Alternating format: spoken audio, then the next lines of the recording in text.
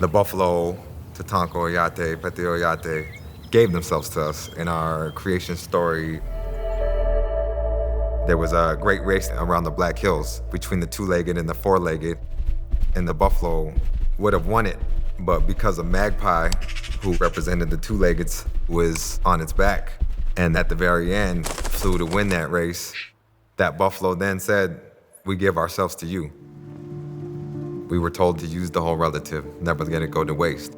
Not just food, but we can use the hide for teepees and clothing and bladder and stomach for bags, droppings for fuel, to their bones as weapons and tools. The skull is a part of our ceremonies. Without them, there would be no life for us. As a way of controlling the indigenous people of the plains, the U.S. government went about killing off the bison. It went from between 40 and 60 million bison in North America down to maybe a couple hundred. It was a tragedy for the prairie ecosystem and the Dakota people because their economy was based on the bison. And they consider the bison a relative. And so it's always been a dream to bring the bison back. We have 150 acres of prairie at Spring Lake Park Reserve in Dakota County. And so we did a strategic plan, engaged the Minnesota Bison Collaborative, and applied for a grant from the Environment and Natural Resources Trust Fund. We started out the project looking purely at the ecological part of it.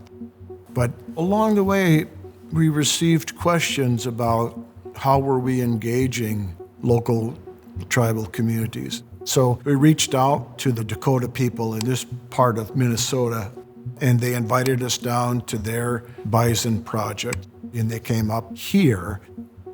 When we bring the buffalo into different spaces in collaboration with non-Indigenous communities, it comes back to education. It's how we grow with one another. By my tribe, Prairie Island, helping assist with these relatives here, that helps create that relationship with Dakota County. We have that opportunity to share our culture and share why the buffalo are important to us. We started out with 8 animals which were donated to the county from the state parks and the Zolman Zoo, and now we are at 11. Carly Dewick is our bison technician. She puts her eyes on the bison at least once a week to make sure that they are safe and healthy. She'll make sure that the fences are up and stable. If there are any issues out on the prairie, she'll make note of that. Designing the paddock system, that was probably the most difficult thing. We had to break up that 150 acres into 8 different paddocks. The Mississippi River Greenway Trail runs through the park, and we can't have people riding their bikes through the bison range. Bison can run 35 miles an hour, they can jump 6 feet in the air. So we needed a fence that was 7 feet tall.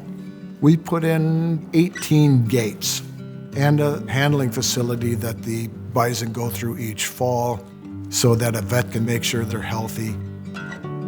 One of the great things that the county has done is hired a tribal liaison to help continue discussions from the cultural perspective. The bison is one piece of a larger dialogue that I think is just beginning. It's good to see that outside relatives are starting to see their importance, whether that's the spiritual connection or what the buffalo can do for the land, being able to replenish the earth, share the medicine that they give. Everybody can attest that when they see those relatives, they feel something, whether they understand it or not. They're more than just a selfie to take. They have such an impact on the prairie ecosystem. For instance, their wallows produce these little divots which hold water for other animals and opportunities for early successional plants. Their diet allows the forbs or flowers to better compete with the grasses. And the more forbs or flowers you have, the more insects, birds, reptiles, and mammals you have out there, the benefits go on and on. We believe that the white buffalo calf woman, came to us and helped us find our way of life. She brought us the chanupa, the sacred pipe, one of the most important tools in our culture.